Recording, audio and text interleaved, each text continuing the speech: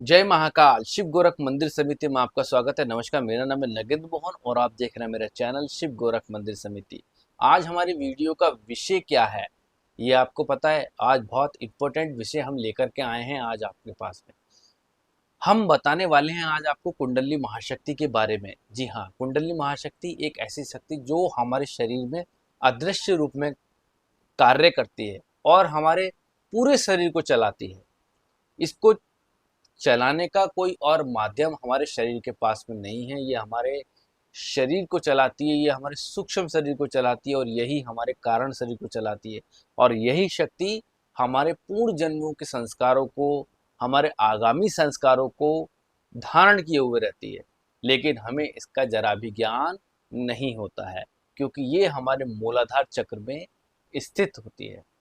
हमें चक्रों का जरा भी ज्ञान नहीं होता, हमें तत्वों का भी जरा भी ज्ञान नहीं होता। हमें केवल इतना पता होता है कि ये शरीर हमारा पांचों तत्वों से मिलकर के बना होता है और इस शरीर में इंद्रियां हैं और कार्य करने की क्षमता।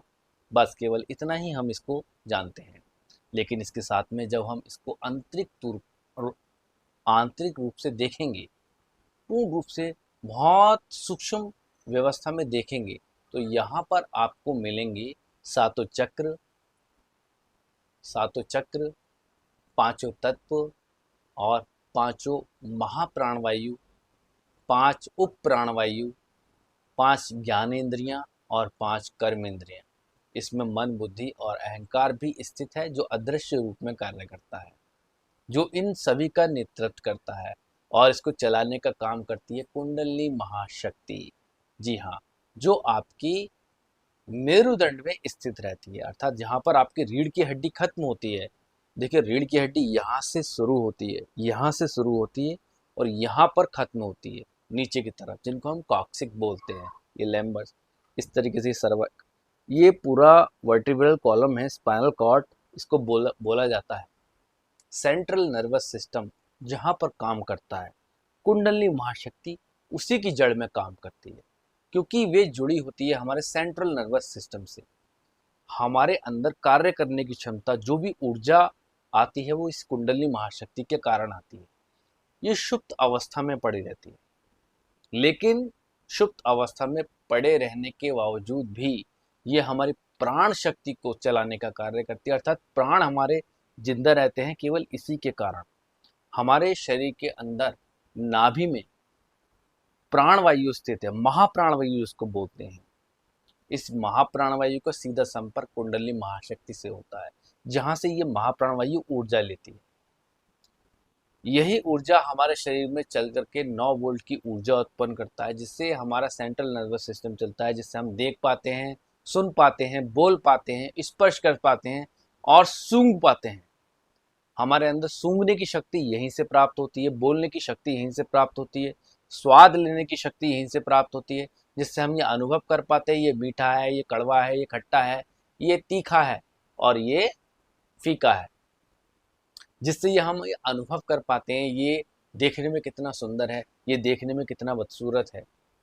जिससे हम ये अनुभव कर पाते हैं ये शब्द कितने प्रिय हैं, कितने मधुर आवाज़ है, कितनी मधुर ध्वनि है।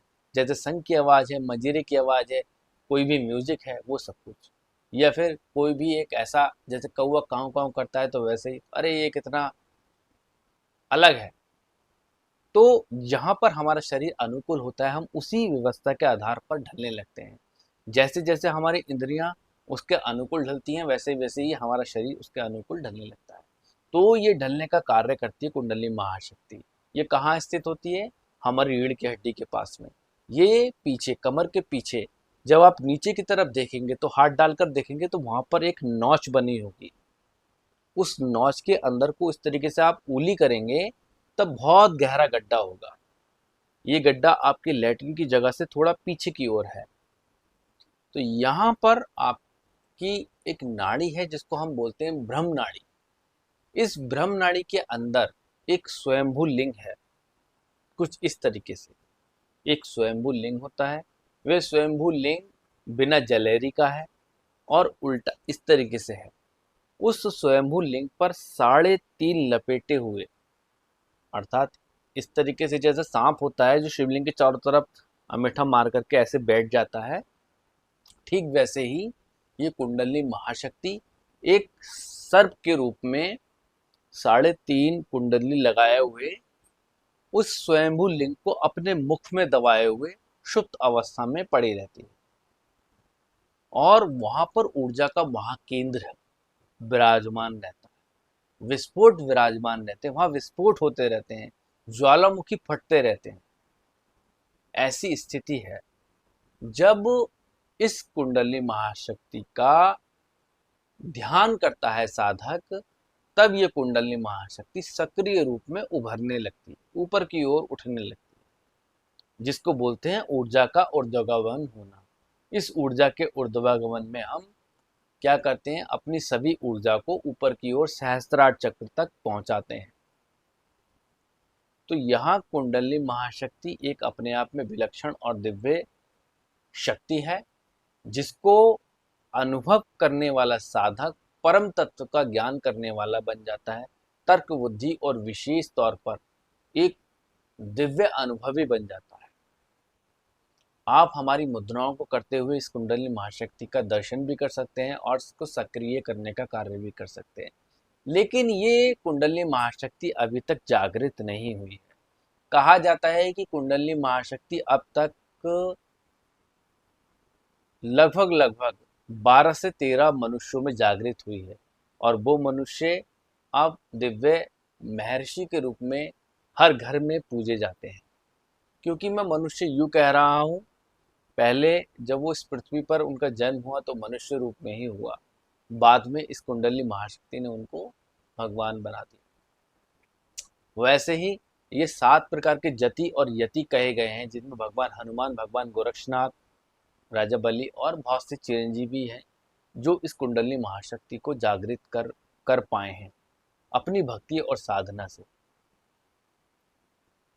जागृत करने की तो बात अलग है, और एक तरीके से सूर्य को दीपक दिखाने जैसा अनुभव है इन देवी देवताओं के विषय में बात करना।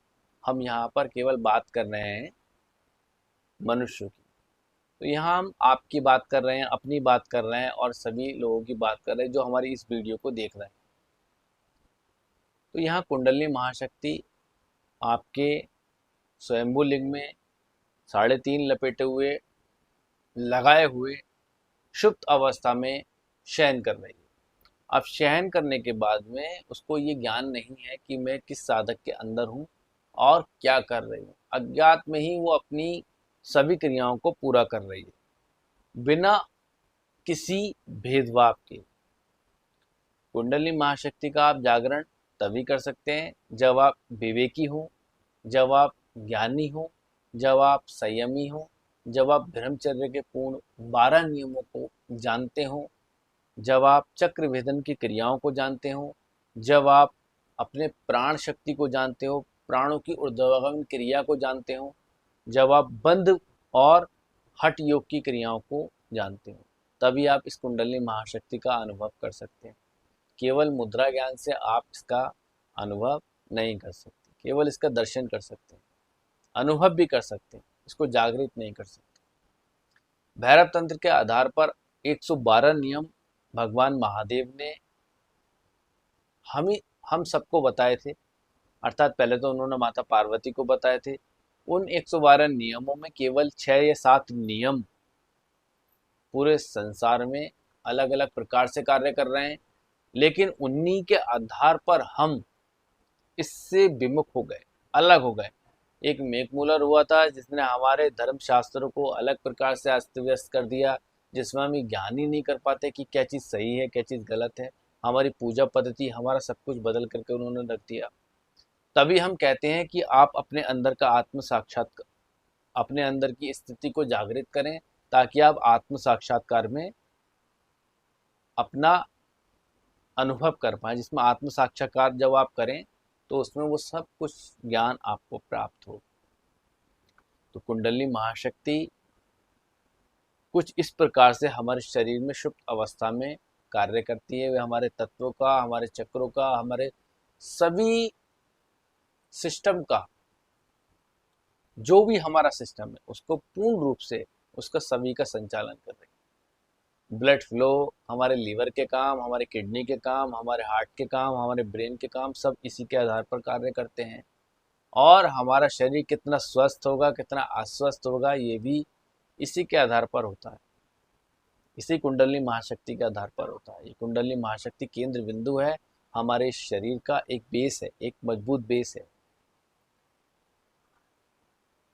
बहुत से धर्मगुरु कुंडली महाशक्ति साधना के नाम पे तमाम सारा धन साधकों से ले लेते हैं और उनको ये बताते हैं कि आप इतनी फीस इस कुंडली महाशक्ति की जमा कीजिएगा, इतना कुछ आप जमा करें तो हम आपको कुंडली महाशक्ति के विषय में अधिक जानकारी देंगे, उसका अभ्यास बताएंगे, उसकी साधना विधि बताएंगे।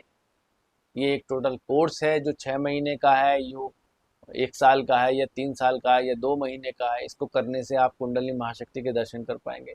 तो आप ऐसे ढपोल संग की चीज़ों में ना पड़ें, कहीं कुछ नहीं होता है। केवल आप निष्काम भाव से अपनी योग साधना को जागृत करें और उसका अनुभव करें। केवल निष्काम भाव से आपको सब कुछ प्राप्त होगा। आप किसी नई विधि के चक्कर में ना पड़े, ना ही नए लोगों के चक्कर में पड़े। किसी के भी चक्कर में पड़ने की कोई आवश्यकता नहीं है, ना ही कोई ऐसी नई विधि बनी है ऐसी जो कुंडली महाशक्ति को जागृत करे। आगामी तौर पर हम आपको बताएंगे विस्तार से कि कुंडली महाशक्ति को किस प्रकार से जागृत किया जा सकता है। अभी कोई भी साधक ऐसा हुआ नहीं है इसकी कुंडली महाशक्ति जागृत हुई हो। अनुभव सबने किया है उसका, और दर्शन भी सबने किया है उसका। तो इस चीज़ का विशेष आप ध्यान रखें, कभी भी ऐसी स्थिति में न पड़े जिसमें आपको ये पैसा लेने के बाद में बताया जा रहा हो कि कुंडली महाशक्ति साधना कुछ ऐसी है। ठीक है, तो इस चीज़ का विशेष ध्यान रखें। तो कुंडली महाशक्ति की इतनी जानकारी आपके लिए काफ़ी होगी। अगर इसके लिए आपको और जानना है और अधिक जानना है तब आप हमें कमेंट्स कर सकते हैं, ताकि हम और विस्तार से आपको इसके विषय में जानकारी और इसकी मंत्र सिद्धि के बारे में आपको बताएं। आज के लिए इतना ही। जय महाकाल।